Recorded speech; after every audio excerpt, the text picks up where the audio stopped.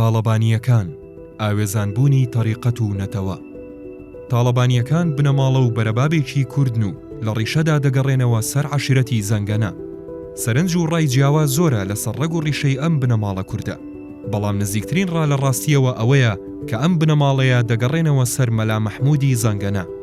مەلا مەحموود لە سەدەی هەژدە لە گوندی تاڵەبانی نێوان چەمچەماڵ و سەنگاو ژیاوە. بە گوێرەی سەرچاوە مێژووییەکان، مەلا مەحموود لە ساڵی 1749 دەچێتە کەرکووک و بناغەی تەکیەی تاڵەبانی دادەنێت. بە گوێرەی جێڕانەوە مێژووییەکان، ئەو کاتەی مەلا مەحموود لە گوندی تاڵەبان دانیشتووە، ڕۆژێک کەسێک بە ناوی شێخ ئەحمەدی لاهووری سەردانی دەکات و تەریقەتی قادری پێدەناسێنێت. ئیدی لەم مێژووە بەدووە تەریقەت و کوردایەتی لە کەسێتی تاڵەبانیەکاندا ئاوێزان دەبێت و لێک هەڵدەشێدرێت. بەپێی جێڕانەوەکان، مەلا مەحموود دوو کوڕی دەبێت بە ناوەکانی شێخ ئەحمەد و شێخ محەممەد.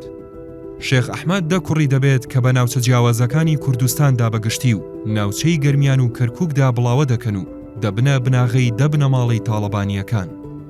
شێخ ئەحمەدی باپیرە گەورەی هەموو بنەماڵە تاڵەبانیەکان ساڵی 1970 لەدایک بووە. بە گوێرەی ژێدەرە دێرۆکیەکان پیاوێکی زانا و خواناز بووە و بووەتە بناغەی بنەماڵەی شێخانی تاڵەبانی. لە بنەماڵەی شێخانی تاڵەبانی چەندین زانا و شاعیر و سیاسی و شۆڕژێر هەڵکەوتون و هەریەکەیان بە شێوە و ڕێگای خۆی ڕۆڵی خۆی لەسەر مێژووی کورد نەخشاندووە.